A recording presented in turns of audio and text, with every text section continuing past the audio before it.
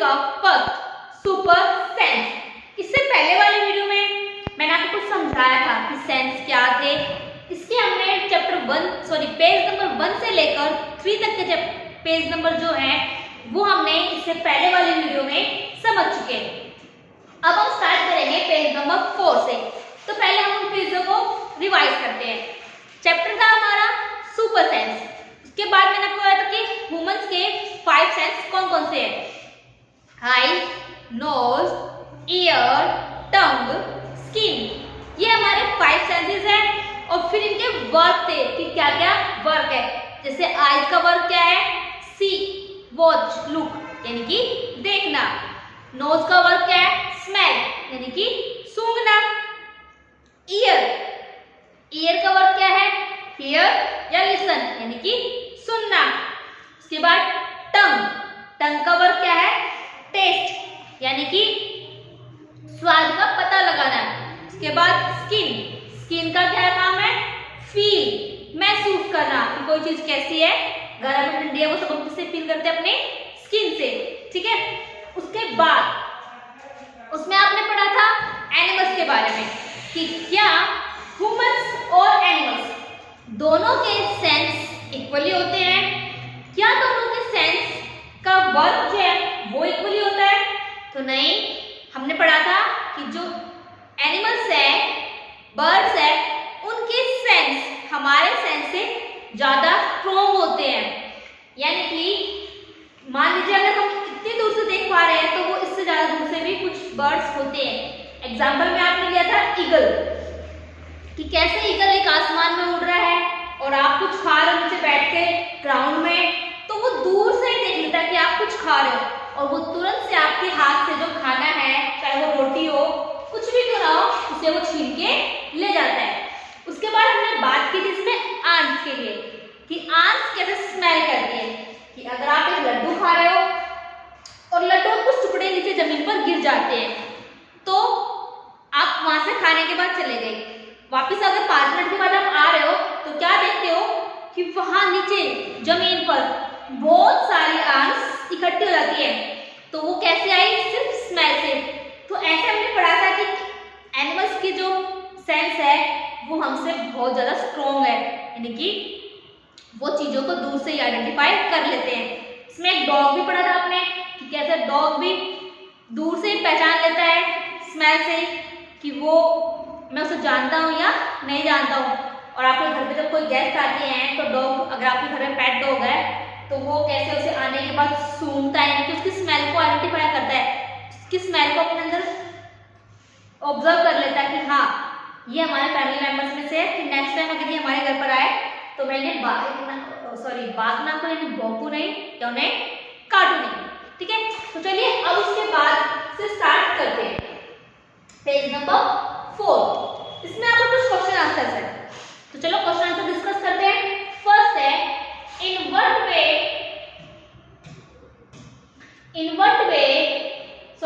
Do human beings make use of this special sense of smell of dogs.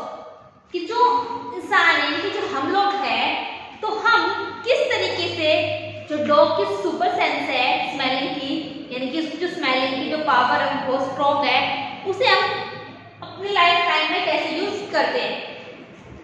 तो इसके बारे में कहते हैं, फर्स्ट है, this special sense of smell of dogs is used by humans in many ways. कि हम बहुत से तरीके से उनकी जो सेंस है, सुपर सेंस स्मेलिंग की, वो यूज करते हैं। इसके कुछ एग्जांपल्स दिए हुए हैं। फर्स्ट, फॉर कैचिंग क्रिमिनल्स, कि जो क्रिमिनल्स होते हैं उन्हें पकड़ने के लिए भी हम इसे यूज करते हैं।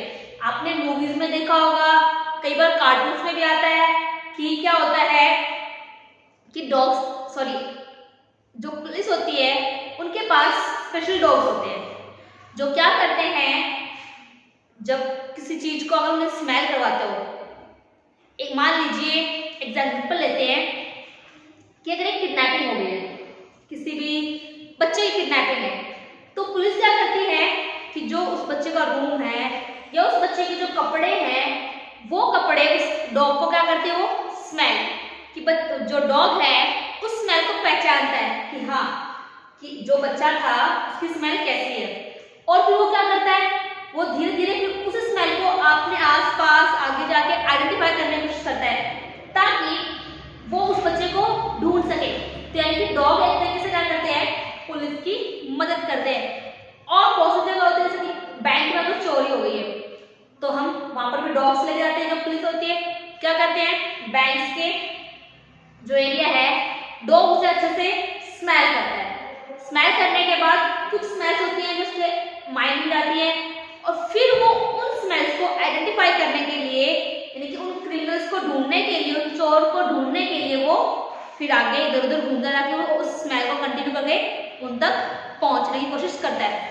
तो यानी इस तरीके से पुलिस यूज करती है। Second, for, detecting stolen goods.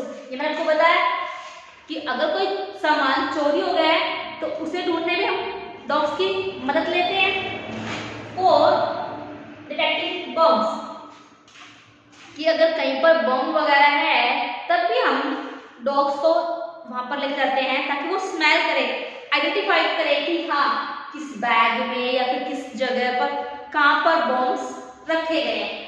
तो ये सारी चीजें हैं जिसकी वजह से डॉग्स हमारी हेल्प करता है। उसके बाद next question, when do you find your sense of smell helping to you? List some example like to know by smell that food has gone bad, that something is burning. कि क्या होता है कि हमारी जो स्मेल है वो हमारी कैसे हेल्पफुल है, कि कैसे हम चीजों को बिना देखे सिर्फ स्मेल से पहचान सकते हैं। मान लीजिए अगर आपने अपनी आईज क्लोज की है, आपके सामने एक फूल है, तो क्या आपको देखने की जरूरत है कि वो फूल है?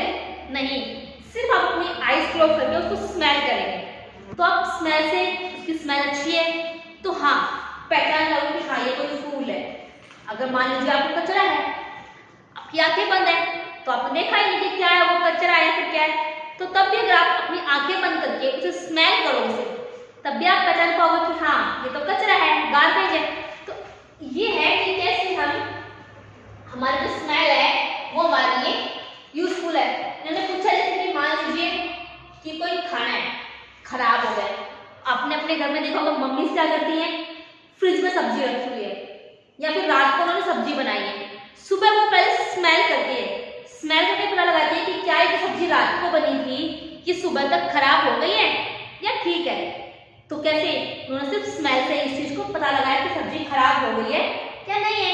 ऐसे ही फ्रिज में रखी हुई सब्जी है, मान लीजिए मम्मी रख के भूल गई है, तो उसे निकालने के बाद पहले क्या करती है, स्मेल से पता लगाती है कि सब्जी खराब हो गई है या नहीं। उस तरीके से अगर कुछ बर्निंग, यानी कि कोई चीज है, मान लीजिए दूध है, गैस पे रखा था भूल गए, जल गया वो, तो जलने की स्मेल आएगी, पता लग जाता है मम्मी को कि क्या, कि किचन में कुछ ना कुछ जल रहा है या फिर खाना बना रहे हैं या सब्जी बना रहे हैं, सब्जी मम्मी ने बनाने के लिए रख दी और वो किसी और काम में लग गई तो वो भूल गई, तब भी उन्हें अगर सब्जी जलने लगेगी तो स्मेल आ जाती है कि हाँ याद आया मुझे कि मैंने सब्जी गैस पर रखी थी और वो जल रही है।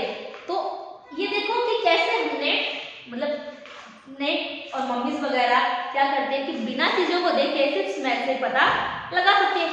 तो इसका आंसर क्या है, apart from smelling bad food और a burning object we can also recognise the smell of following.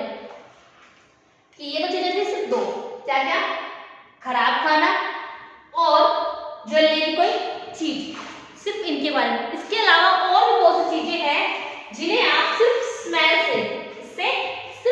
से ही पता लगा सकते हो कि वो क्या है, जैसे taste food, perfume, incense sticks, flowers, sweaty clothes, gas leak, nut etcetera. ये आपको चीजें दी हुई है जिन्हें आपको सिर्फ स्मेल से ही पता लगाना है कि वो क्या है। तो अब है नेम दैट एनिमल्स। ओके, अब फूड है, मम्मी हलवा बना रही है, सिर्फ हलवे की महक से पता लग रहा है कि हाँ टेस्टी सा कुछ बन रहा है किचन में। तो आप फूड को भी बिना टेस्ट करे भी सिर्फ स्मेल से भी कई बार पहचान सकते हो। उसके अलावा परफ्यूम्स हो गए, इंसेंस स्टिक्स हो गई, तो ये बहुत सी चीजें हैं जिन्हें आप सिर्फ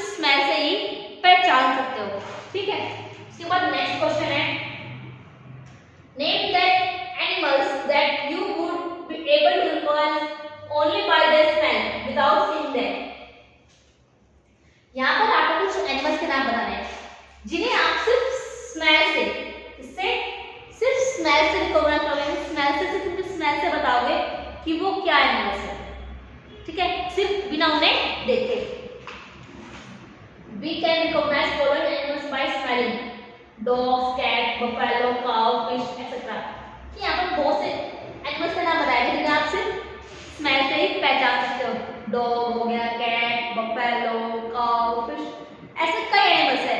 क्योंकि क्या होता है, डॉग्स है उनकी स्मेल अलग से आती है उनके शरीर से निकल के, कैट्स अलग से आएगी। तो ऐसे हम एनिमल्स को भी बिना देखे सिर्फ स्मेल से ही पहचान सकते हैं।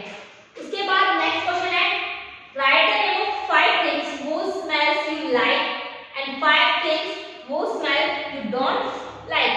यहाँ पर आपको सिर्फ 5 चीजों के नाम लिखने हैं जिनकी स्मेल आपको अच्छी लगे और जिनकी स्मेल आपको अच्छी ना लगे। तो देखिए, सबसे पहले पढ़ते हैं I like the smell of, मुझे किसी की स्मेल पसंद है। Food, perfume, flower, incense sticks, fresh air. हमें इन चीजों की स्मेल क्या लगती है, अच्छी, पसंद यानी कि अच्छी लगती है इनकी स्मेल, क्योंकि इनकी स्मेल कैसी होती है, गुड होती है, अच्छी होती है। उसके बाद I don't like the smell of, कि मुझे किनकी स्मेल पसंद नहीं है, garbage, dead fish, cow dung, smell from urinals, state air. ये कुछ चीजें हैं जिनकी स्मेल मुझे बिल्कुल भी पसंद नहीं है। इसके अलावा जो ये आंसर है, इसके अलावा आप अपने अकॉर्डिंग भी कुछ चीजों को ऐड कर सकते हो कि यहाँ पर मान लीजिए कि स्मेल किसकी पसंद है, तो मान लीजिए आपको किसी और चीज की स्मेल पसंद हो, फ्लावर हो गया, परफ्यूम है, इनके अलावा आप किसी और की भी पसंद कर सकते हैं।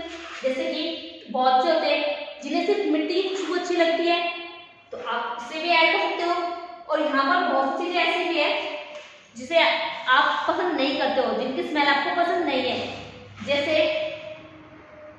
मान लीजिए वेस्ट में जो होता है, या एनिमल्स का वेस्ट, यानी कि उनकी पोटी वगैरह जो हो सकती है, वो भी आपको स्मेल पसंद नहीं है, तो वो चीजें भी आप अपने अकॉर्डिंग इसमें ऐड कर सकते हो।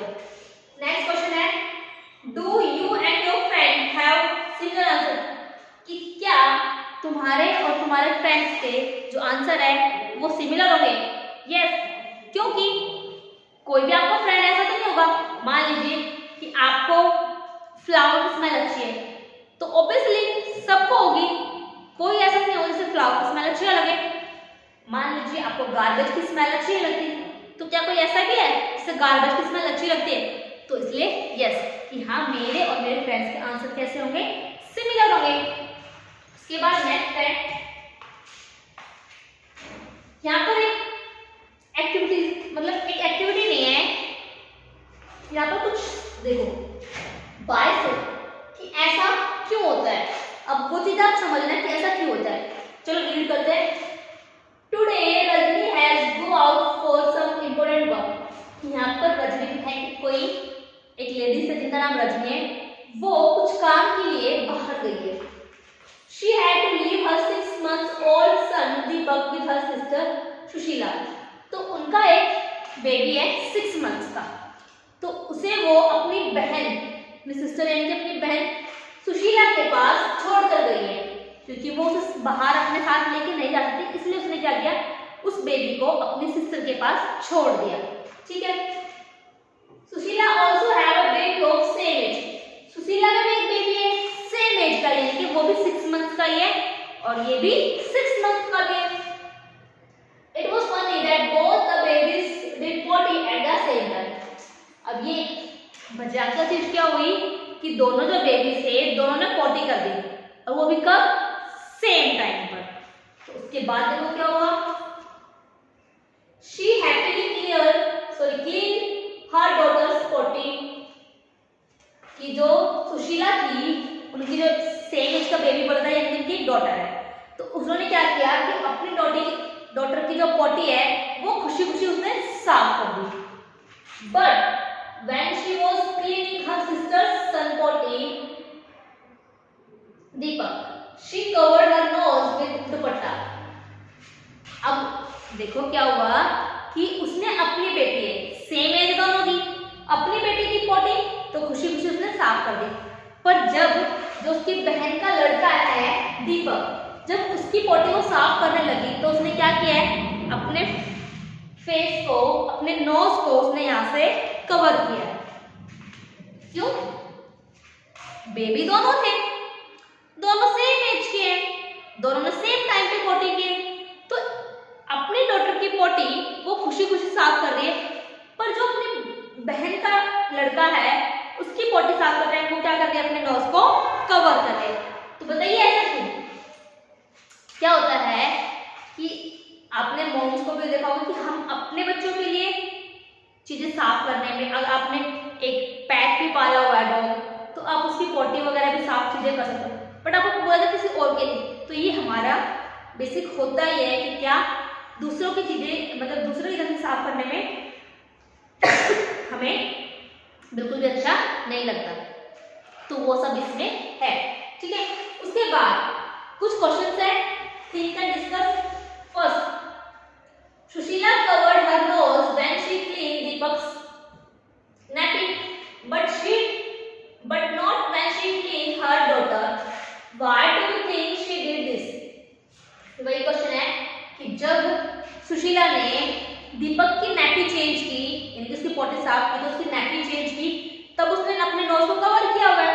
पर जब उसने अपनी बेटी की नैपी साफ की, तब उसने अपने नोज को कवर नहीं किया गया। क्यों? When we feel something is dirty, we find it smell bad. In case of Sushila, she thought Deepak's nappy is too dirty. कि जब भी हमको कोई बैड स्मेल आती है, आप किसी कचरे के पास से निकल रहा है, आपको बदबू आ रही है, बैड स्मेल है, आप क्या करते हो, अपने नोज को कवर करते हो, कहीं पर कूड़ा वगैरह पड़ा हुआ है, फिर कोई गंदगी फैली हुई है, तब भी आप वहां से जाते हो, क्या करोगे, अपने नोज को कवर करते हो, क्योंकि हमें वो स्मेल कैसी लग रही है, बैड, यानी कि बुरी लग रही है। तो सेम इस केस में भी क्या है, जो सुशीला है, जब वो दीपक की नैपी चेंज करे तो उसे वो स्मेल कैसी लग रही है, बैड लग रही है, ठीक है।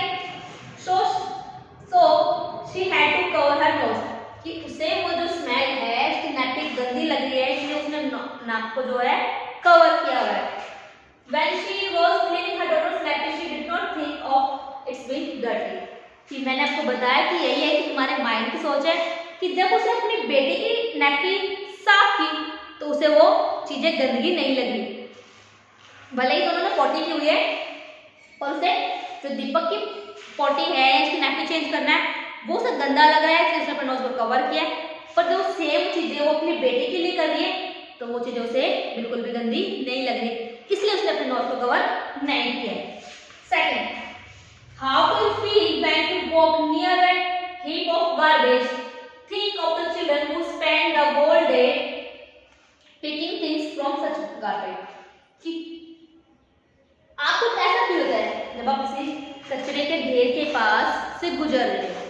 उसके अलावा इस बारे में सोचिए कि जो बच्चे दिन भर वहां रहते हैं, उस गार्बेज में से कुछ कचरा निकालते हैं पूरा दिन, तो उन्हें कैसा लगता है? देखा भी होगा आपने कि अगर गार्बेज का बड़ा सा ढेर है, जो जहाँ पर सारा गार्बेज इकट्ठा होता है, वहाँ पर बहुत छोटे छोटे बच्चे, कुछ बड़े भी होते हैं, वो क्या करते हैं, उस गार्बेज में से प्लास्टिक चुनते हैं, पॉलिथीन्स, पेपर्स, ऐसी चीजें निकालते हैं। तो वो भी तो उस टाइम पे उस कूड़े में ही है। अब दोनों में फर्क क्या है, आपको वो देखना है। I feel bad when I walk near a heap of garbage. कि जब मैं किसी कचरे के ढेर के पास से गुजर रहा हूँ तो मुझे कैसा फील लग रहा है? बैड। मुझे वो स्मेल बिल्कुल ही पसंद नहीं है, मुझे वो बुरी लग रही है। Children who spend the whole day making things from such garbage become used of smell. Their mind do not get offered by the smell. कि क्या है कि जब मैं उस कचरे के ढेर के पास से निकल रही हूँ तो मुझे वो स्मेल बैड लग रही है। क्यों? मैं डेली वहां जाती नहीं हूँ, मैं डेली वहां रहती नहीं हूँ, मैं सडनली वहां से जा रही हूँ, तो माइंड में क्या है, सडनली अगर कोई स्मेल आ रही है तो वो कैसे लगी मुझे? बैड। पर जो बच्चे वहां पर पूरा दिन बिताते हैं अपना, जो बच्चे वहां पर पूरा दिन बताते हैं, क्योंकि उनके लिए क्या है, एक तरीके से उस गार्बेज में से वो अपने लिए अर्निंग ढूंढ रहे, कुछ कूड़ा उसमें से ही ढूंढ रहे ताकि वो उसे बेच कर अपने लिए पैसे कमा सके। तो उनका पूरा दिन वहां पर जा रहा है, तो उन्हें वो स्मेल बैड इसलिए नहीं लग रही क्योंकि उनके माइंड को क्या है, वो जो स्मेल है वो फिक्स हो चुकी है कि हाँ ये मेरे लिए डेली रूटीन है। स्टार्टिंग में शायद उन्हें बुरी लगी हो, पर फिर जब धीरे धीरे हमें किसी चीज की हैबिट हो जाती है तो हमें क्या लगती है, ये तो हमारा डेली रूटीन बन चुका है।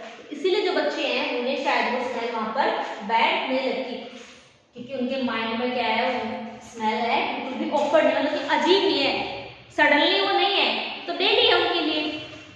उसके बाद next, is the smell good और bad for everyone in the same way, और does it happen on how each one feels about it. कि जो स्मेल है, चाहे वो गुड यानी अच्छी है, चाहे वो बैड बुरी है, क्या वो सबके लिए सेम है, तुम्हें ये डिस्कस करना है। या फिर वो डिपेंड करती है हमारे फील के ऊपर कि हम उसे कैसे फील करते हैं। It depend on how the person thinks about a particular smell, but some smell can always be bad for some most of people. कि वैसे तो स्मेल गुड सबके लिए गुड है, बैड सबके लिए बैड, पर कभी कभी क्या होता है कि वो हमारे सोच के ऊपर भी डिपेंड करता है कि हम उस स्मेल को बैड होने के बावजूद भी हमें वो गुड लगने लगती है। यानी कि एक तरीके से हमारी मजबूरी का, अगर हम जैसे कि अभी एग्जांपल था यही कि कूड़े का ढेर है, कूड़े का ढेर है ये, और यहाँ पर कुछ बच्चे हैं कचरा चुन रहे हैं।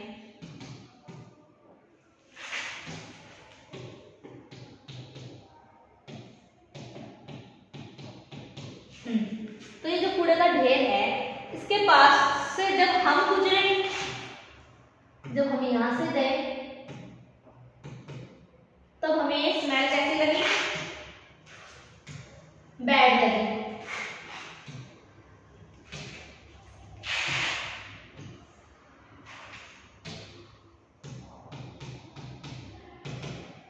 कि जब हम इस कचरे के ढेर से पास से गए, क्या लगे हमें, बैड, क्योंकि वो ऑब्वियसली एक बात है कि जो कचरा है वो स्मेल कैसे देगा, बैड ही देगा ना, बुरी स्मेल आएगी, अच्छी तो आ सकते।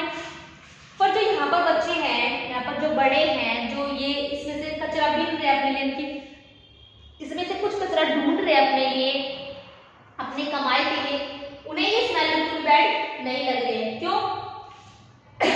क्योंकि उनके जो माइंड है उन्होंने ये चीज सोच ली है कि नहीं, अगर हमने इसे बुरा फील किया तो क्या, आपको अगर कोई चीज बुरी लग रही है तो क्या आप उसमें से अपने लिए कुछ ढूंढ पाओगे? अगर उन्होंने सोचा कि ये बुरा है तो क्या वो अपने लिए यहाँ पे से कुछ ढूंढ पाएंगे? नहीं, क्योंकि उनके लिए ये चीजें अच्छी लगी उन्हें, क्योंकि हमारे लिए तो क्या है, एक तरीके से अर्निंग, सबके लिए अर्निंग जरूरी है, तो वो चीजें इसमें। तो इसलिए it depend on the persons things, कि ये हमारे सिर्फ सोच के ऊपर डिपेंड करता है कि हम उस चीज को किस तरीके से रखते हैं। उसके बाद नेक्स्ट है, यहाँ पर आपको बर्ड के बाद write the name of bird which has eyes in front of his head.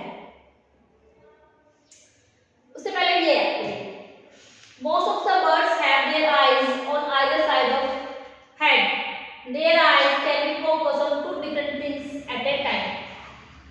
जैसे हमारी आइज कहाँ है, दोनों हमारी आइज जो है हमारे बिल्कुल सामने एक साथ है, पर यहाँ पर क्या है कि बहुत से बर्ड्स है जिनकी आइज कैसे होती है, सिर के साइड में, और वो भी किस तरीके से, एक अगर इस तरफ है तो दूसरा किस तरफ है, इस तरफ है, यानी कि दोनों अलग अलग साइड्स में। यहाँ पर आपको दिख भी रहा होगा इस पिक्चर्स में कि जैसे हम ह्यूमंस की आंखें कैसे बिल्कुल सीधी है, इनकी कैसे है, दोनों की साइड्स में। When they look straight ahead, both their eyes focus on the same object. कि जब वो सीधा देखते हैं सामने, तब उनकी दोनों जो आंखें हैं सिर्फ एक सेम ऑब्जेक्ट पर ही फोकस करते हैं। यानी कि अगर वो सीधा देख रहे हैं एक बर्ड के सामने कुछ फ्लावर है, एनिमल, कुछ भी है, तो वो सीधा देख रहे हैं तो कांच के आईज दोनों बिल्कुल सीधा, सेम ऑब्जेक्ट पर। You must have seen birds moving their neck. कि क्या होता है कि जब वो इधर उधर देखते हैं तो वो क्या, जैसे हमें देखना है तो इस तरीके से अपने नेक, तो वो अपने नेक्स को मूव करते हैं, यानी अपनी गर्दन को मूव करके वो इधर से उधर देखना या ऊपर देखना, इस तरीके से करते हैं। ये फर्स्ट केस है हमारा, जब वो क्या कर रहे हैं, बिल्कुल सीधा देख रहे हैं, तब उनकी जो दोनों आईज है वो कहाँ है, बिल्कुल सीधा है। ये जब वो टेढ़ा देख रहे हैं, यानी कि उन्हें अपनी गर्दन जो है मूव करनी पड़ रही है इस तरीके से, इस तरफ देखने के लिए या राइट साइड या लेफ्ट साइड अप, तो ये चीजें जब वो देख रहे हैं तो उन्हें अपनी गर्दन क्या करनी है, move. Do you know why? The most of birds eyes are fixed and cannot move, so birds have their turn their heads to see around। आपको पता है क्यों कर रहे हैं? क्योंकि जो उनकी आईज है वो कैसे है, फिक्स। हम अपनी आईज को रोटेट करते हैं, इस साइड अप डाउन, तो हम अपनी आईज को मूव कर पा रहे हैं ना, चारों तरफ हमने मूव किया, लेफ्ट राइट अप डाउन, तो हम अपनी आईज को मूव कर पा रहे हैं। पर बहुत से बर्ड्स क्या है कि उनकी जो आईज है फिक्स होती है, उनकी आईज फिक्स होती है, वो उन्हें मूव नहीं कर पाते, तब उन्हें क्या करना पड़ता है कि अपनी जो नेक है उसे ही मूव करना पड़ता है। मान लीजिए लेफ्ट में देखा तो अपनी नेक को जो वो लेफ्ट में ही टर्न करेंगे, अगर राइट देखा तो अपनी नेक को कहाँ टर्न करेंगे, राइट, अप के लिए अप मूव करेंगे, डाउन के लिए डाउन। तो ऐसे किया इन्होंने, राइट अप लेफ्ट और ये डाउन, इस तरीके से, और ये बिल्कुल स्ट्रेट थी, ये स्ट्रेट किसी वाले को कि जब वो सीधा देखा तो दोनों अपनी फिक्स है, राइट देखा तो राइट में मूव हुई उनकी नेक, अप के लिए उनकी नेक अप मूव हुई, लेफ्ट में उनकी लेफ्ट मूव हुई और डाउन के उनकी नेक डाउन मूव हुई। तो ये कि जिस तरीके से वो देख रहे हैं उनकी नेक भी इस तरीके से मूव कर रही है। चलिए इसके क्वेश्चंस है। First, right the name of bird which has eyes in front of its head like humans. यहाँ पर आपको एक बर्ड का नाम बताना है कि जिसकी आंखें कैसे होती है, जैसे हमारी बिल्कुल सीधी हैं सिर के सामने, तो उनकी भी ऐसे होती है। तो कौन सा बर्ड है, वो है हमारा आउल। ये आउल जो है उसकी आईज कैसे है, साइड्स में नहीं है, उसकी बिल्कुल सीधी है, जैसे हमारी होती है बिल्कुल सेम वैसे। उसके बाद write the name of some birds which have eyes on either side of head, what is the size of their eyes as compare the size of their head. यहाँ पर आपको कुछ बर्ड्स के नाम लिखने हैं जिनकी आईज कहाँ है, आइदर ऑफ हेड के साइड में, और आपको ये भी बताना है कि क्या जो उनकी आईज है, क्या जो उनकी साइज ऑफ आईज है, उनकी आंखों का जो साइज है वो उनके साइज ऑफ हेड के कंपेयर में, जो सिर का साइज है और क्या आंखों का साइज है, क्या उनका कुछ कंपेयर है।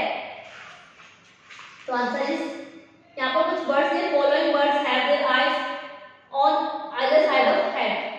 कौन से, pigeon, cross, sparrow, eagle etcetera, कि और भी है, इससे आपको 4 नाम ही दिए गए हैं। Their eyes are very small as compared to their size of their head। ये जो बर्ड्स है इनकी आईज कैसी है, स्मॉल है, as compare of their head, कि अगर उनके हेड और उनकी आईज को अगर हम कंपेयर करें तो आईज क्या है, स्मॉल है, हेड उनका बड़ा है, ठीक है। उसके बाद नेक्स्ट है लुकिंग विद वन और बोथ आईज, कि यहाँ पर आपको बताया कि क्या एक आंख से देखना है, दोनों से कैसे देखा जाएगा। Close your eyes right eye, close your right eye और cover it with your hand. यहाँ पर आपको क्या करना है कि जो आपकी राइट आई है उसे क्लोज करना है और कैसे कवर करना है। Tell your friend to stand at your right at some distance and ask him to do some action, जैसे कि wave hands, shake hands etcetera. को ये एक्टिविटीज करनी है घर पर कि क्या आप यहाँ पर खड़े हो, अपने फ्रेंड को बोलिए कि वो आपके राइट में खड़ा हो, ठीक है। और आपको क्या करना है, आपको अपनी आईज क्लोज करनी है राइट वाली, और राइट आईज पर भी आपको ना हाथ रखना है। और अब अपने दोस्त को बोले जो आपके राइट में खड़ा है कि वो कुछ मूवमेंट करे, हिले या अपना हाथ हिलाए, शेक कुछ भी करे, तब आपको बताना कि कैसा फील हुआ। अगर हम अपनी आईज को क्लोज करते हैं इस तरीके से, तो क्या हमें राइट हैंड का दिख रहा है? नहीं। अगर हमारी राइट आईज क्लोज है तो हम राइट साइड का बिल्कुल भी नहीं देख पाएंगे, सिर्फ लेफ्ट साइड देख पाएंगे। हाँ, कुछ परसेंट अगर हम अपनी आईज को मूव करते हैं इस तरीके से, तब हम राइट साइड भी देख पाएंगे, पर तो कैसे, सामने वाली साइड में तो बिल्कुल भी नहीं देख पाएंगे। कि अगर आपने इस तरीके से अपनी आईज को कवर किया है और तब अगर हम आईज को घुमा भी रहे हैं, तब सिर्फ हम सामने का कुछ एरिया देख पा रहे हैं, बट साइड का तो बिल्कुल भी नहीं देख पा रहे। तो सेम आपको लेफ्ट में भी करना है इस तरीके से। अगर आप चाहे तो कि लेफ्ट आईज को क्लोज कीजिए और लेफ्ट आईज पर अपना हाथ रखिए और फिर अपने फ्रेंड को बोले कि क्या आपको वो दिखाई दे रहा है? यस, दिखाई दे रहा है, क्योंकि हमारी जो राइट आईज है हमारी मूव कर सकती है। कि अगर हम सिर्फ एक ही आंख से देखते हैं तब भी हम चीजें देख पा रहे हैं। क्यों? क्योंकि हमारी आईज जो है वो मूव करती है, राइट लेफ्ट अप डाउन, वो चारों तरफ मूव करती है। उसके बाद कुछ क्वेश्चन है। Could you see your friends action without moving your neck? I couldn't see my friends action without moving my नेक।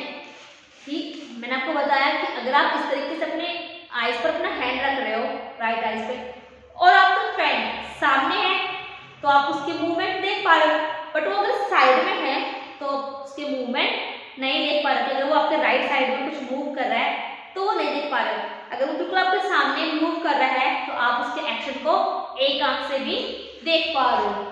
उसके बाद now try to look at your friends action with both your eyes open but without moving your नेक।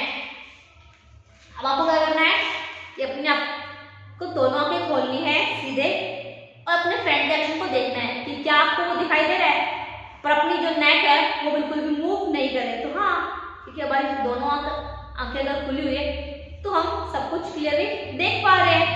तो answer is yes, I could see my friends action now, कि मैं अपने friend का जो action है वो मूवमेंट जो कर रहा है वो मैं देख पा रहा हूँ।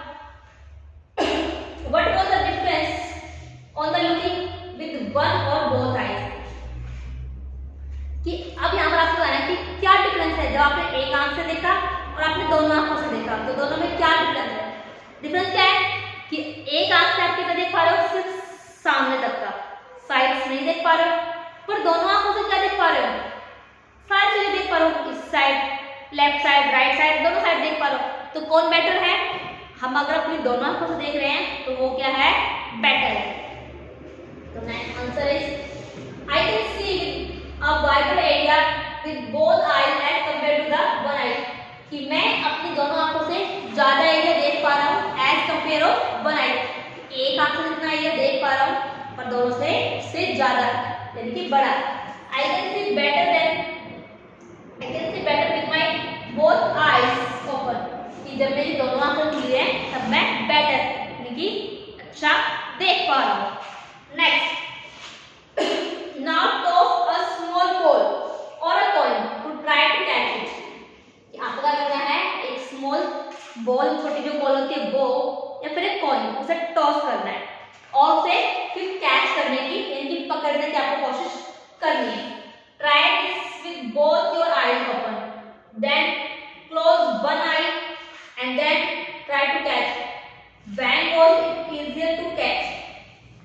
अब आपको ये करना है सिंपली नहीं, विद एक्टिविटी। कैसे कि आपने जो बॉल या सिक्का उछाला है उसे आपको क्या करना है, पहले दोनों आंखें खोलकर कैच करने की कोशिश करनी है, ठीक है। सेकंड, आपको अपने कोई भी चॉइस योर राइट या लेफ्ट, जो आपका मन करे आपको वो आंखें क्लोज करके और तब उसे कैच करने की कोशिश करनी है। तो बताइए क्या इजी है, दोनों आंखें खोलने के बाद कैच करना या सिर्फ एक आंख से देखकर तब कैच करना? ऑब्वियसली बात है क्या कि हम अगर हमारी दोनों आईज खुली हुई है तब हम उसे कैच इजीली कर पाएंगे, क्योंकि हमें दोनों आंखों से क्या दिख रहा है, बेटर और वाइडर भी। तो answer is it was easier to catch the ball with both eyes open. कि कब इजी है, जब मेरी दोनों आंखें खुली हुई है। इसके बाद next,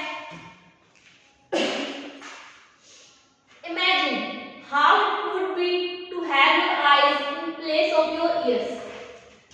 what would you be able to do the when which you can't do now? कि क्या होगा अगर आपकी जो आंखें हैं वो आपके दोनों ईयर्स की जगह पर आ जाए। यहाँ पर सोचो कैसे लगोगे आप, ठीक है। तो यहाँ पर पूछा गया कि क्या आप उस टाइम पे जो एबल हो गए कि जो चीजें आप अभी देख पा रहे हो, क्या उस टाइम पे भी आप चीजें, जब आपकी ईयर्स की जगह पर आपकी आईज आ जाएगी तब भी आप वो सब चीजें देखने के लिए एबल हो या अब हो? तो सोचो कि अगर मेरी आईज यहाँ से हटके सामने से और साइड से आ जाए तो क्या होगा। जैसे अभी आप देख पा रहे हो बिल्कुल सीधा, जिस तरह आपको मन चाहे आप अपने दोनों आईज को कर सकते हो।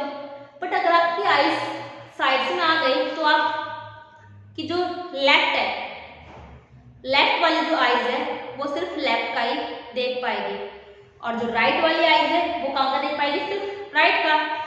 तो आपको सिर्फ इस तरीके से मूव करके देखना पड़ेगा। तो क्या बिल्कुल भी अच्छा नहीं है। If there were eyes on the side of my head, I could see on my left and right without moving my neck. कि अगर मेरी जो आंखें हैं मेरे सिर के बिल्कुल सामने है तो मैं अपनी नेक को बिना राइट लेफ्ट में मूव करे बिना देख पा रहा हूँ। इस तरीके से लेफ्ट राइट बिना मेरी गर्दन घूमे मैंने लेफ्ट में से देख लिया क्या है, मैंने राइट में भी देख लिया। पर जब हमारी यहाँ पर आ जाएगी ईयर्स की जगह पर तब हम ऐसे नहीं देख पाएंगे। इसलिए बताएगा कि some birds like kites, eagle, vultures can see 4 times as far as can be। कि जो कुछ बर्ड्स हैं, काइट्स, ईगल, वल्चर, जो क्या होते हैं हमसे 4 टाइम्स बेटर यानी कि 4 गुना अच्छा वो देख पाते हैं। These birds can see things from a distance of 8 meter, but can see from a distance of 2 meter। कि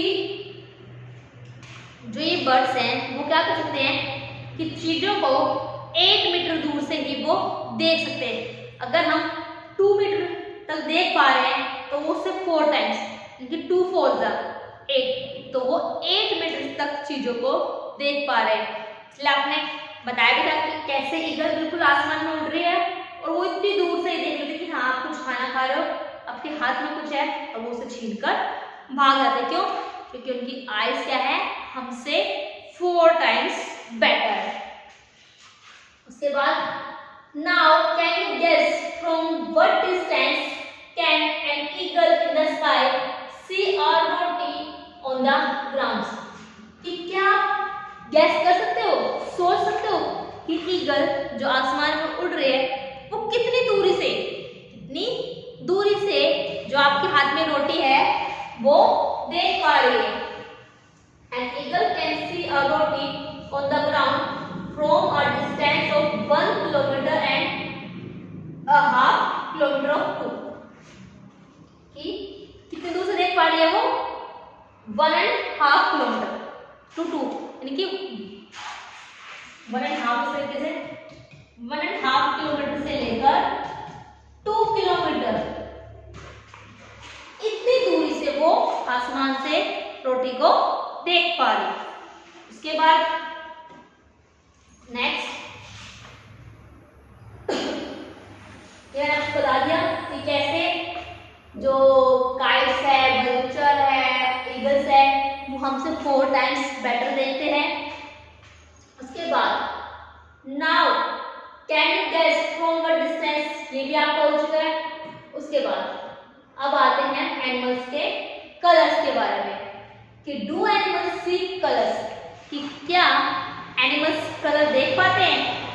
हमें नॉर्मली सारे कलर दिखते हैं, रेड, पिंक, वाइट, ग्रीन, सारे कलर्स हमें दिखते हैं। तो क्या एनिमल्स या बर्ड्स उन्हें भी सारे कलर्स दिखाई देते हैं? पता नहीं, तो पढ़ते हैं इसके बारे में। Animals can't see as many colors as we can. See how things in these pictures will be seen by some animals. कि जो एनिमल्स होते हैं वो हमारी तरह बहुत से कलर नहीं देख पाते, कि जैसे हम हर कलर को देख सकते हैं वो इस तरीके से हर कलर को नहीं देख सकते। यहाँ पर पिक्चर दी हुई है कि कैसे फर्स्ट है ये ह्यूमन बीइंग्स यानी कि हम इंसान, कि हमें सारे कलर्स दिख रहे हैं। उसके बाद बर्ड्स, उसके बाद बर्ड्स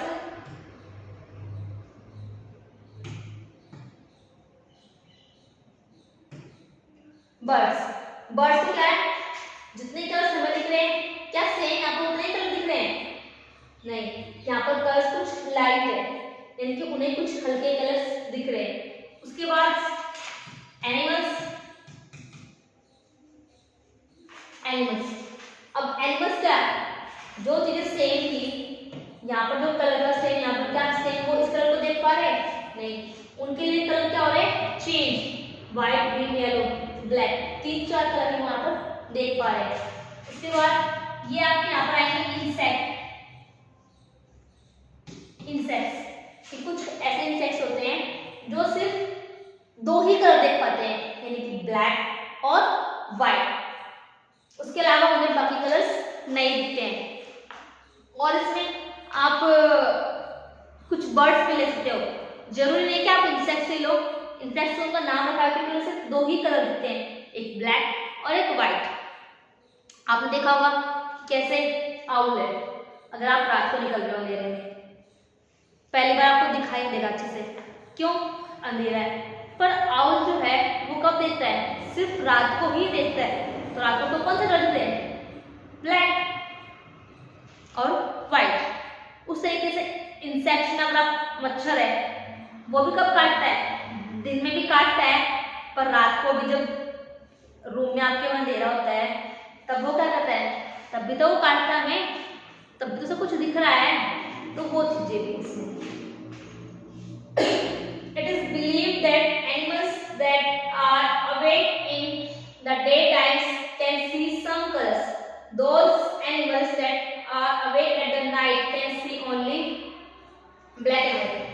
इसलिए मैंने आपको अभी बताया कि जो animals awake in day time यानी कि जो एनिमल्स दिन में जागते हैं, जो एनिमल्स दिन में जागते हैं वो क्या करते हैं? जैसे हम कलर्स देख पा रहे हैं वो भी सेम वैसे ही कलर देख पाते हैं, यानी कि हमारी तरह ही वो कलर देख पाते हैं। पर जो animals awake at the night, जो एनिमल्स सिर्फ रात को जागते हैं, उन्हें रात में कौन सा कलर दिखते हैं? ब्लैक और व्हाइट। कि रात को जो जितने भी एनिमल्स, इंसेक्ट वगैरह, बर्ड्स जागते हैं उन्हें सिर्फ 2 ही कलर दिखते हैं, कौन से? ब्लैक और व्हाइट। तो दोनों में डिफरेंस क्या है कि जो दिन में एनिमल्स जाग रहे हैं वो हमारी तरह मैनी कलर्स देख पा रहे हैं, पर जो एनिमल्स सिर्फ रात को जागते हैं यानी कि रात को देखते हैं उनको कितने दिख रहे हैं? सिर्फ 2, ब्लैक एंड व्हाइट। उसके बाद नेक्स्ट शार्प ईयर्स, कि अब हम पढ़ेंगे ईयर्स के बारे में यानी कि कान। In class 4 you read that we can't easily see birds ear. There is a small holes covered with feathers.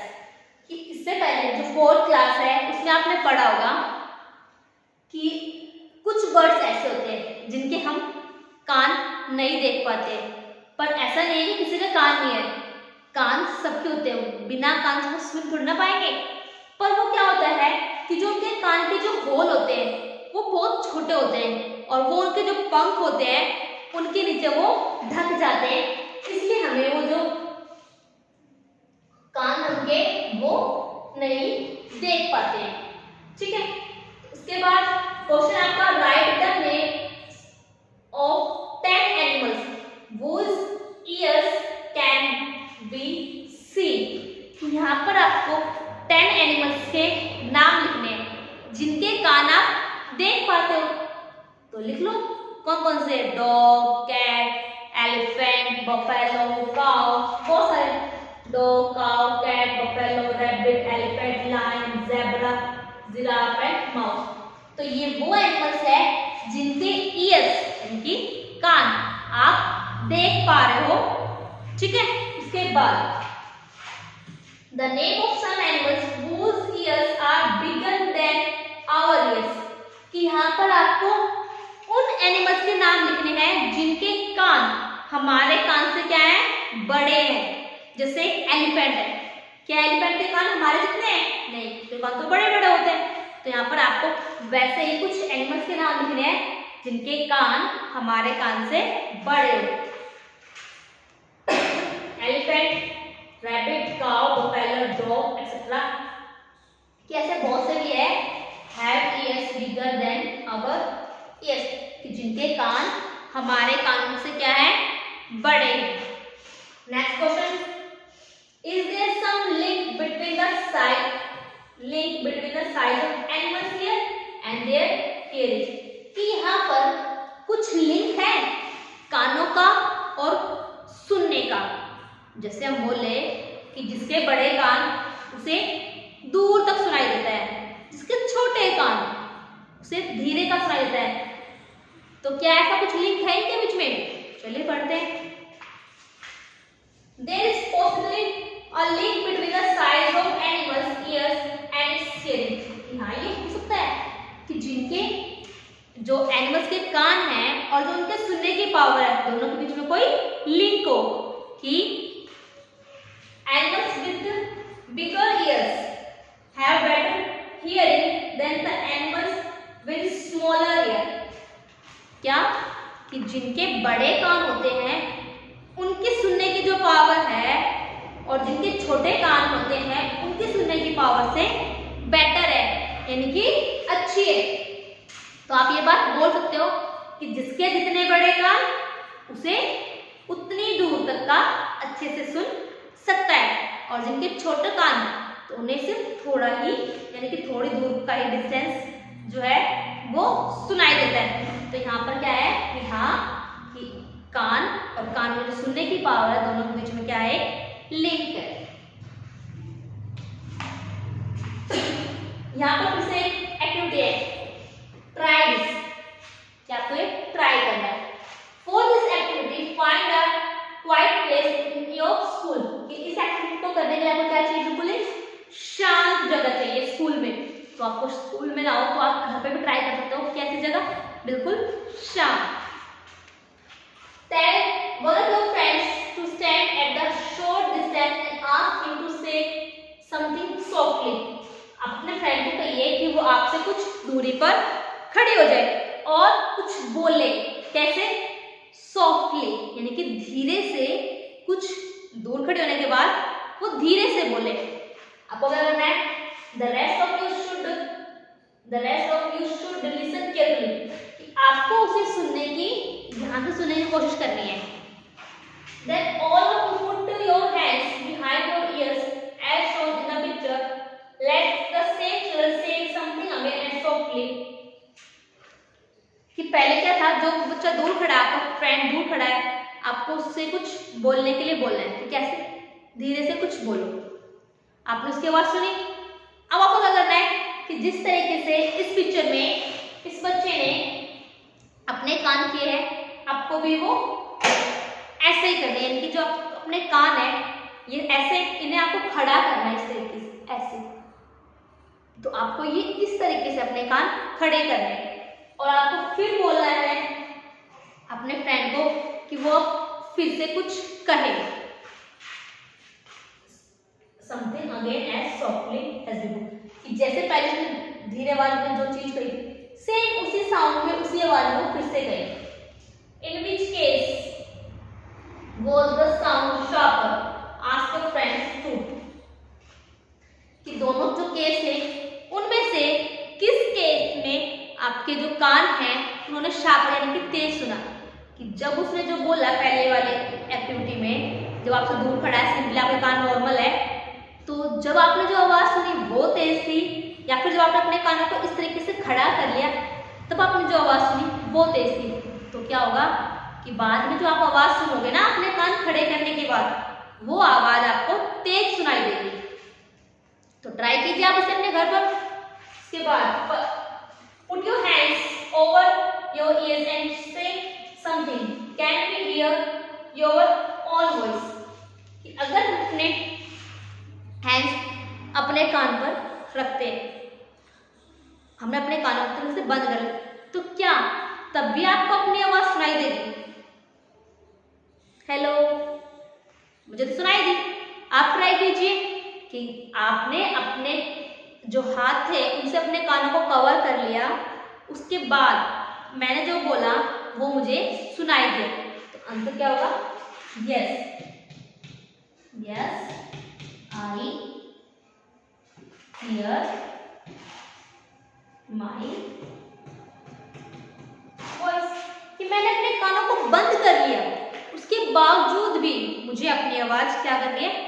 सुनाई दे रही है। तो ये आपको अपने घर पर ट्राई करना है, कीजिए, मजा आएगा बहुत ज्यादा। इसके बाद next, sit near desk, tap the desk once with your hand. अब आपको क्या करना है, जो डेस्क है आपके स्कूल में होते हैं ना, उसके ऊपर बैठना है, उसके पास बैठना है, और क्या करना है, अपना जो tap the desk with one your hand, पहले आपको सिर्फ उस जो डेस्क है उस पर टैप करना है, यानी कि उसको बजाना है, उस आवाज को आपको सुनना है। Now put your ears on the desk as shown in the picture. Tap on the desk once again with your hand. पहले आप नॉर्मल डेस्क के पास बैठे हुए थे, उसको आपने बजाया, टैप किया, वो आवाज आपने सुनी। अब सेकंड टाइम आपको क्या करना है, जैसे इस बच्चे ने क्या हुआ कि जो डेस्क है उसके ऊपर, मान लीजिए डेस्क है तो उसके ऊपर जो आपका कान है उसे इस तरीके से पुट करना है, यानी कि आपको एक तरीके से अपना सर उसके ऊपर रखना है, और किस तरीके से कि आपका जो कान है वो उस डेस्क से टच हो, इस तरीके से रखना है, और उसके बाद फिर से आपको उस डेस्क को टैप करना है, यानी कि बजाना है। लिसन अगेन, फिर से आप आवाज सुनिए। Was there any difference in the sound of tap? कि क्या टैप करने पर जो पहले आवाज आई थी और सेकंड टाइम जब आप अपना कान डेस्क पर रखा है तब जो आवाज आ रही है, क्या दोनों आवाज सेम है? नहीं, दोनों में डिफरेंस होता है। बच्चों इसे प्लीज आप ट्राई कीजिए, मतलब ये जो चीजें ना आपकी एक्टिविटीज, इसमें आपको मजा बहुत आएगा। क्यों? सुन रहे आप डेस्क की एक बार आवाज सुनी, वही आवाज जब आपने अपना कान उसके ऊपर रखा तो कितनी डिफरेंट आ रही है। तो इन चीजों में आप ट्राई कीजिए। उसके बाद this is how snake here, they do not have external years which can see, they only feel the vibration on the grounds. कि जैसे आपने डेस्क पर रखने के बाद सुना तो आपको वो आवाज सुनाई दी, इसी तरीके से जो स्नैक्स होते हैं, यानी कि जो सांप होते हैं, उनके कान आपने नहीं देखे, पर उनके कैसे कान होते हैं? एक्सटर्नल कान नहीं होते, यानी उनके कान बाहर नहीं होते, पर फिर भी तो वो साउंड सुनते हैं। हम जा रहे हैं, उन्होंने सुना कि कोई यहाँ से गुजरा है, कैसे? वो इसी वजह से सुनाई दिया कि वो क्या करते हैं, जो ग्राउंड होता है ना, जो जमीन होती है, उसकी वाइब्रेशन को सुनते हैं वो। जैसे हमने अपने पैरों को मूव किया तो जो हल्की सी आहट है वो उसे सुनते हैं, और उसे सुन के उन्हें पता लगता है कि हाँ यहाँ पर कोई है, इसलिए के कान आपको दिखाई दे रहे पर वो सुन पा रहे, चीजों को महसूस कर पा रहे वाइब्रेशन के से। इसके बाद साउंड सेंड मैसेज,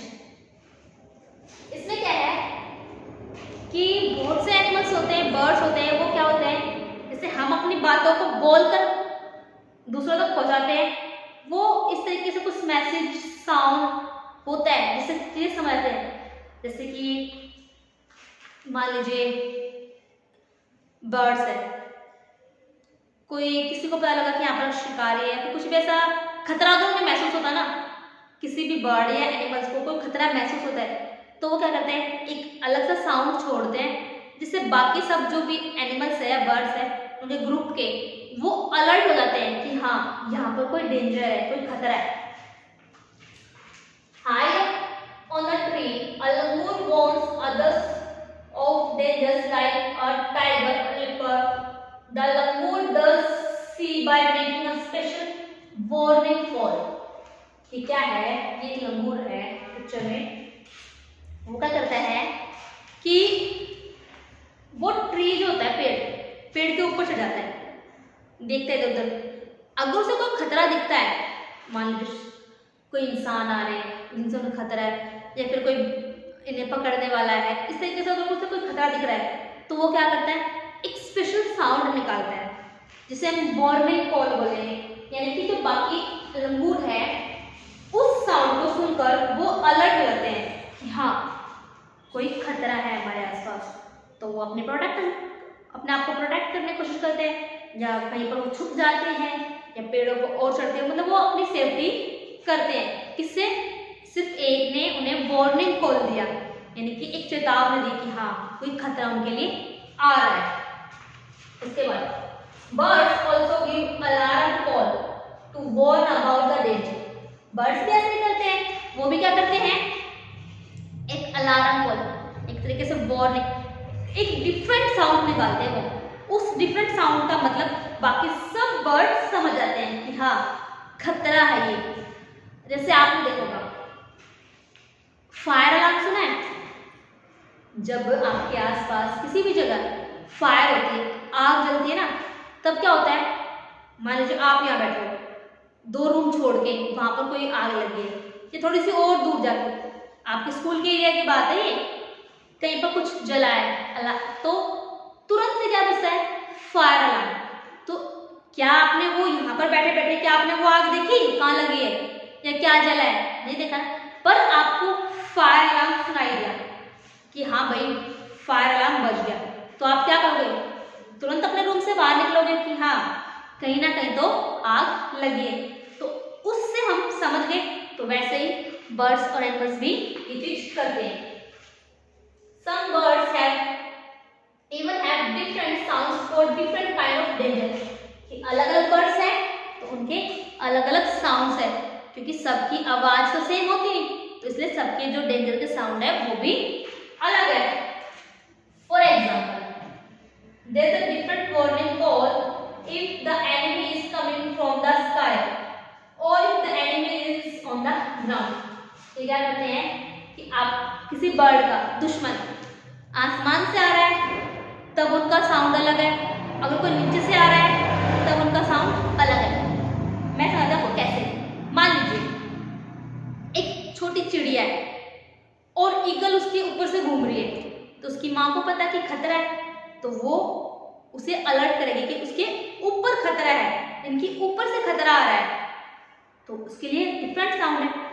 अब कोई शिकारी है, वो जा रहा है बर्ड्स को मारने के लिए, तब उनका क्या होगा, साउंड अलग होगा कि हाँ अब खतरा कहाँ से, नीचे से है, यानी कि कोई नीचे आया हुआ है, तो वो अलग अलग पहचान पाते हैं। Fishes give alarm call by electronic signals. Fish क्या करते हैं, कैसे देते हैं वो सिग्नल, इलेक्ट्रिक सिग्नल्स, यानी कि एक तरीके से पानी के अंदर वो तरंगे होती हैं, लहर जो होती है ना, तो वैसे ही तरंग आती है इस तरीके से, जिससे वो आगे अपने जो बाकी फिश वगैरह हैं उन्हें एक साउंड यानी एक मैसेज भेजते हैं, तो उनके लिए कोई अलार्म कॉल कि हाँ कोई खतरा है, इस तरीके से। Some animals start behaving in a different way when an earthquake or storm is about to come. अब हमें जैसे earthquake का पता लगता है वैसे ही एनिमल्स को भी उसका खतरा महसूस होता है। तब वो क्या करते हैं, इस सिचुएशन में वो अलग अलग तरीके से बिहेव करते हैं। यानी कि जैसे नॉर्मली अगर कोई एनिमल से बढ़ रह रहा है तो इस सिचुएशन में क्या होगा, उनका बिहेवियर चेंज होता है। कि हाँ, पहले क्या था कि बहुत से कि एनिमल्स के बिहेवियर से पता लगा कि शायद किसी अर्थक्वेक का कोई खतरा तो नहीं है। People who live in the forest and can observe such behavior of animals comes to know the dangers। कि जो मैंने आपको कहा कि पहले तो वैसे जो लोग होते हैं जंगल में रहते थे ना, वो क्या करते थे कि एनिमल्स के बिहेवियर को देखकर वो समझ जाते थे कि कोई नेचुरल डिजास्टर तो नहीं है, यानी कि कोई प्राकृतिक आपदा तो हमारे ऊपर नहीं आ रही है। तो वो एनिमल्स के बिहेवियर को देखकर समझ रहे और फिर वो क्या करते थे, उस चीज से बचने के लिए कोई चीज जैसे कि अर्थक्वेक है तो उससे बचने के लिए साफ एरिया या खुला एरिया ऐसी चीजें वो ढूंढते थे ताकि वो अपनी लाइफ को बचा सके। यहाँ पर है इन दिसंबर 2004 कि दिसंबर 2004 की बातें हैं। Few tribes that live in the forest of Andaman Island noticed the animals behaving in the different manners. They guessed some danger, so they moved away to a safer part of the island. Soon after, the island was hit by the tsunami, but these people were safe. कि दिसंबर 2004 में क्या हुआ था, जो tribe होते हैं ना, जो जंगलों में रहते हैं, सॉरी जो आइलैंड पर थे, वहां पर जो ट्राइब्स थे उन्होंने क्या किया, वो जंगल में रह रहे थे। आइलैंड था ये अंडमान आइलैंड, कि वो इस आइसलैंड के जंगल में रहते थे। उन्होंने क्या किया, उन्होंने नोटिस किया कि एनिमल्स का जो बिहेव है, उनका जो बिहेव है वो डिफरेंट हो गया, तो चेंज हुआ है। और उन्होंने उस बिहेव को ऑब्जर्व किया। ऑब्जर्व करने से उन्हें थोड़ा सा ये इशारा मिला कि हाँ कोई खतरा आने वाला है। तब उन्होंने क्या किया, उन्होंने उस डेंजर को गैस किया और वे वहां से मूव हो गए। कहां पर, सेफर पार्ट ऑफ आइसलैंड, कि जो आइसलैंड का एक सेफ पार्ट था वे वहां पर मूव हो गए। और इसकी वजह से क्या हुआ, उन्होंने कुछ समय बाद आइसलैंड पर सुनामी जो थी, सुनामी ने उस आइसलैंड को हिट किया, यानी कि सुनामी जो थी, सुनामी का धक्का लगा उस पर। तो उसकी वजह से वे जो लोग थे वो सेफ, क्योंकि उन्होंने उस खतरे को पहले ही ऑब्जर्व कर लिया। उसके बाद उन्होंने अपने लिए एक सेफ एरिया, कि हाँ शायद हम यहाँ पर सेफ है, तो वो उस सेफ एरिया पर पहले जा चुके थे, क्योंकि उन्हें पहले से ही एनिमल्स की मदद से पता लगा था कि कोई खतरा आने वाला। और वो खतरा क्या था, सुनामी थी। तो उन्होंने उस सुनामी से अपने आप को और अपने जो साथ रहने वाले उन्हें बचा लिया। उसके बाद डॉल्फिन है। Dolphin also make different sound to give message to each other. कि डॉल्फिन क्या करती है, जो बाकी जो फिशेस वगैरह है, जो डॉल्फिन है, वो क्या कैसे साउंड भेजते हैं, हमारी तरफ बोल थोड़ी ना, वो जैसे हम अपनी बातों को बोलकर बता रहे हैं वो ऐसे नहीं बोलती है। वो क्या करती है, डिफरेंट साउंड, अलग अलग आवाजें निकालती हैं, जिसके थ्रू वो एक दूसरे को मैसेज देते हैं। साइंटिस्ट भी believe that many animals have a special language of their own. कि साइंटिस्ट इस चीज में भरोसा करते हैं कि हर एनिमल की लैंग्वेज क्या है, अलग है, यानी कि वो नॉर्मली हमारी तरह कम्युनिकेट नहीं करते हैं। वो हर एनिमल हर अलग लैंग्वेज में एक दूसरे से कम्युनिकेट करता है। और वो उसे समझता भी कौन है, सिर्फ वही, सिर्फ डॉग की भाषा हमें समझ में आती नहीं, पर जो बाकी डॉग्स है वो समझ जाते हैं। ऐसे ही काव की भाषा हमें समझ में आती नहीं, पर बाकी जो काव्स है वो समझते हैं, क्योंकि उनका क्या है, उनकी जो लैंग्वेज है, तो वो हर बर्ड हर एनिमल अलग अलग लैंग्वेज में कम्युनिकेट करता है। तो यहाँ पर कुछ क्वेश्चन है, can you understand the sound of some animals, which animals, कि क्या आप किसी एनिमल्स की जो साउंड है क्या आप उसे समझ सकते हैं, अगर हाँ तो कौन से। कि क्या आपको किसी एनिमल्स की जो साउंड है वो समझ में आती है? नॉर्मली हम समझ जाते हैं, जैसे काव है, बफेलो है, उन्हें भूख लगती है तो किस तरीके से आवाज़ निकालता है करके इस तरीके, या डॉग है, अगर हमारे घर में कोई अनजान एंटर हुआ है तो वो भौंक रहा है तो हम समझते हैं कि हाँ कोई अलग आया है। तो मतलब बहुत सी चीज़ें हम उन्हें समझना चाहें तो समझ सकते हैं। तो yes, I can understand the sound of some animals, कि हाँ मैं कुछ एनिमल्स के साउंड समझ सकता हूँ। जैसे I can easily tell the sound of dog, cat, cow, horse etcetera, कि ये कुछ एनिमल्स है जिनके मैं साउंड समझ सकता हूँ कि वो किस टाइम पर क्या कहने की कोशिश कर रहे हैं, क्योंकि ये मोस्टली क्या है, हमारे पेट है, और पेट एनिमल्स की हम लैंग्वेज धीरे धीरे जब उनके साथ रहते हैं तो उन्हें अच्छे से समझ भी पाते हैं। Do some animals understand your language? Which one? ये क्या एनिमल्स आपकी लैंग्वेज ही समझते हैं? हाँ, जैसे हम पेट एनिमल्स की लैंग्वेज समझते हैं तो वो हमारे पेट है, तो वो हमारी चीजों को भी समझते हैं। हमने एक डॉग को अगर अपने साथ रखा हो तो हमसे बोलेंगे सिट, तो सिट वो बैठता है, उससे बोलेंगे गो हियर तो वो यहाँ से चला जाएगा। तो ऐसे हम समझते भी हैं। तो yes, some pet animals like dog, cow, ox, parrot etc. understand our language। बहुत से क्या है वो पेट्स हैं जो हमारी लैंग्वेज को समझते भी हैं। Next, say it with sound। अभी फिर से साउंड के लिए, just like birds and dolphins, can you also make your own language of sound for giving message? जैसे डॉल्फिन था और बर्ड्स थे, वो मैसेज देने के लिए उनकी क्या है, अलग साउंड है। तो क्या आप लोगों के भी ऐसे कुछ है? भाई हम तो यूज करते हैं।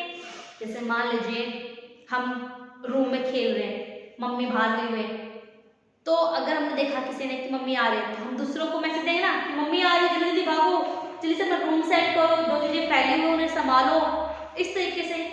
या फिर मान लीजिए कि आप क्लास में हो, टीचर बाहर गई हुई है, तो आप खेल रहे हो, कोई डेस्क पर खेल रहा है, कोई इधर घूम रहा है, इस तरीके से।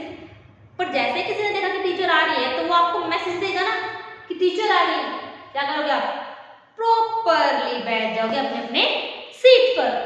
तो वैसे ही, तो remember you have to talk to your friends with only sound and no words, कि क्या करना है आपको? सिर्फ अपने दोस्त से बात करने, कैसे? सिर्फ साउंड यानी कि आवाज, बिना वर्ड। जैसे कि मान लीजिए हम बोले टीचर का साउंड बोले, हमने ग्रुप बनाया तो चलो अभी खेलते हैं और टीचर आएगी तो क्या मैसेज करना है आपको?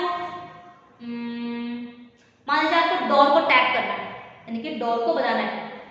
तो जब टीचर आई तो किसी ने टीचर को देखा कि टीचर आई, उसने बोला नहीं सिर्फ मुंह से टीचर आई, नहीं, क्योंकि हमने पहले अपना एक कोड तैयार कर लिया, मान लीजिए लैंग्वेज का कोड। जैसे उसने अपने डोर को टैप किया, यानी कि उस डोर को बजाया, हम समझ गए कि टीचर आ रही है और हम अपनी सीट से प्रॉपर बैठ गए।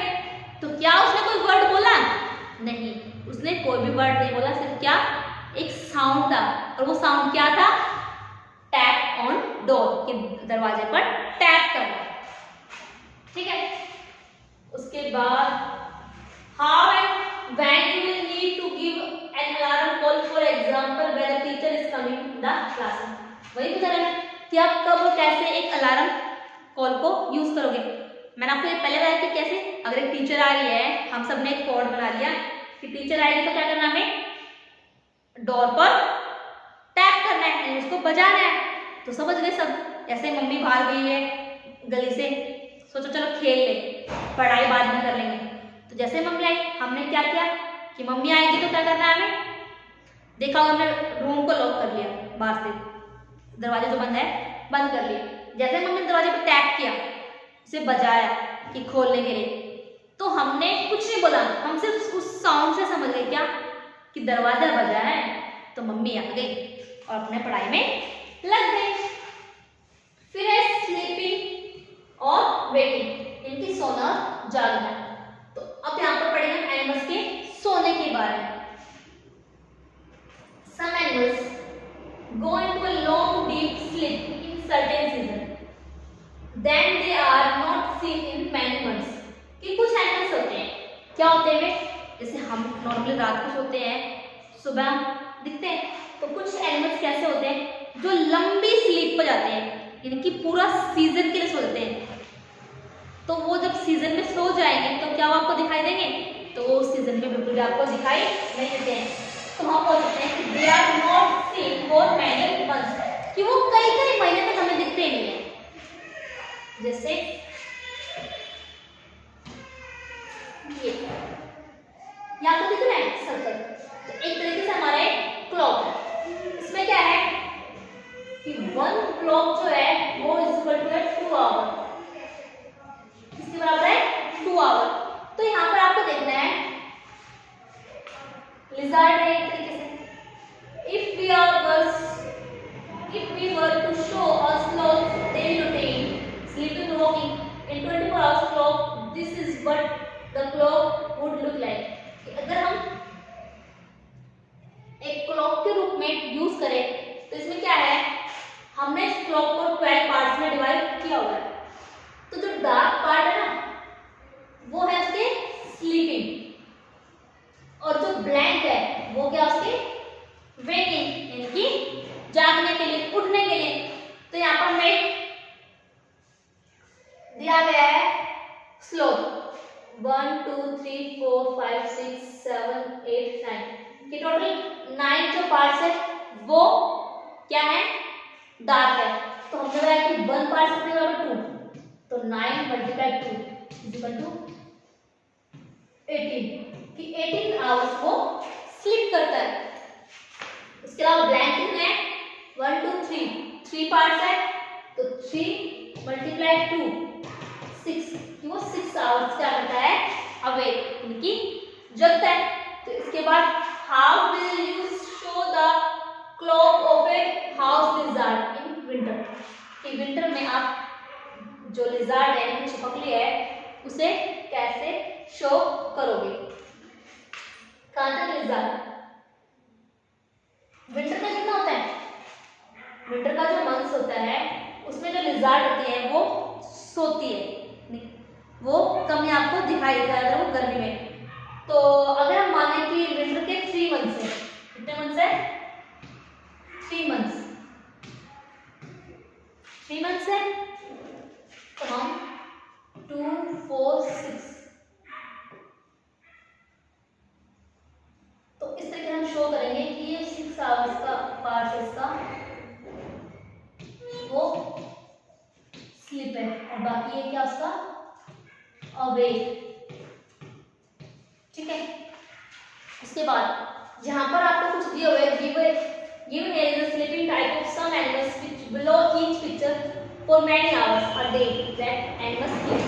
कि यहाँ पर कुछ आपको एनिमल्स दिए हुए हैं कि जो आपको बताना है कि वो कितने घंटे के लिए सोते हैं। जैसे काव है, काव को काउंट कीजिए 1 2 2 सिर्फ पार्ट में डार्क है, तो 2 मल्टीप्लाई 2 इज इक्वल टू 4, तो कितने आवर्स में सोती है वो, सिर्फ 4 आवर्स। पाइथन 1 2 3 4 5 6 7 8 9, तो 9 मल्टीप्लाई 2 इज इक्वल टू 18, तो कितने आवर्स होता है 18 आवर्स। जिराफ सिर्फ 1, तो यानी कि 2, तो कितने आवर्स के लिए वो 2 आवर्स के लिए। कैट 1 2 3 4 5 6, तो 6 मल्टीप्लाई 2 12, तो कितने आवर्स के लिए 12। तो हमने बताया कि जो एनिमल्स है काऊ, पाइथन, जिराफ, कैट, वो दिन में कितने आवर्स के लिए सोते हैं। काऊ 4 hours, Python 18 hours, giraffe 2 hours और कैट 12 आवर्स। तो ये अब तक हमने पढ़ा है इनके सोने के लिए। इसके बाद जो आपका बच गया वो एक स्लोथ। यहाँ पे पिक्चर दी हुई है, it look like a bear but it is not. ये आपको क्या दिख रहा है, एक तरीके से बियर के जैसे दिख रहा है, पर वो बियर नहीं है, क्या वो एक स्लोथ है। It spend almost 17 hours in a day sleeping while hanging upside down in the tree branches. ये क्या करता है कि दिन में लगभग 17 आवर्स वो सोता है। और कैसे? जो पेड़ की टहनी होती है उसके ऊपर लटक कर, उसके ऊपर चिपक कर एक तरीके से। The sloth eats the leaves of same tree on which it lives. क्या कहता है? जिस ट्री के वो रहता है उसी की पत्तियां वो अपने खाता है। It hardly needs anything else. तो उसे कुछ खाने की जरूरत है क्यों? वहीं पर उसे खाना है और वहीं पर उसे सोना है। When it has eaten enough leaves from that tree, it moves to nearby tree. कि जब वो उस पेड़ पर ज्यादा पत्तियां खा लेता है तो क्या करता है? वो नेक्स्ट ट्री पर, उसके जो आसपास जो ट्री है उस पर मूव कर जाता है। क्यों? क्योंकि एक पेड़ है, उसके ऊपर कोई चीज अगर है तो वो थोड़े टाइम के लिए तो खत्म हो गई, थोड़े दिन बाद अगर आप खा रहे हो, कोई चीज खा रहे हो तो कुछ टाइम के बाद वो खत्म हो जाएगी।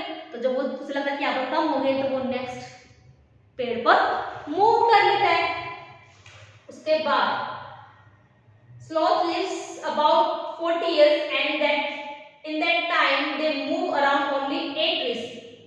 वो कम से कम 40 इयर्स तक जीता है, यानी कि उसकी जो एज है वो कितनी है? कम से कम 40 इयर्स। अब वो 40 इयर्स के बीच में ना सिर्फ 8 ट्रीज पर मूव करता है। तो हम एक तरीके से काउंट कर सकते हैं, 40 को 8 से डिवाइड करें, 8 5 जा 40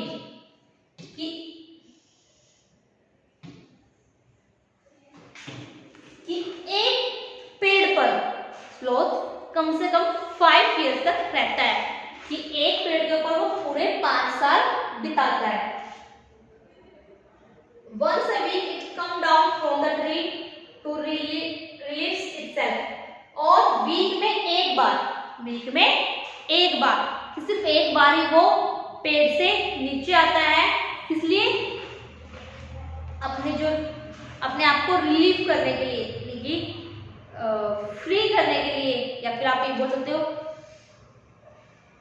शांति, इस तरीके की जो उसने खाया पिया है वो फ्रेश एक तरीके से होने के लिए वो कब आता है? वीक में सिर्फ एक बार वो नीचे आता है अपने आप को रिलीव करने के लिए। ठीक है, तो ये थे आपके एनिमल्स और बर्ड्स के बारे में कि वो कैसे देखते हैं, कैसे सुनते हैं, कैसे वो एक दूसरे को मैसेज पहुंचाते हैं, कैसे वो एक दूसरे को समझते हैं।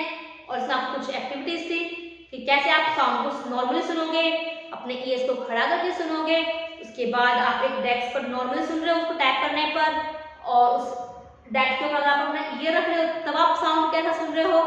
तो ये कई चीजें आपकी थी। तो इसके बाद नेक्स्ट क्लास में मैं चैप्टर कंप्लीट कर दूंगी, तो बच्चों इसे समझने के लिए मेरे साथ जुड़े रहिए। बाय बाय, मिलते हैं आपसे नेक्स्ट क्लास में।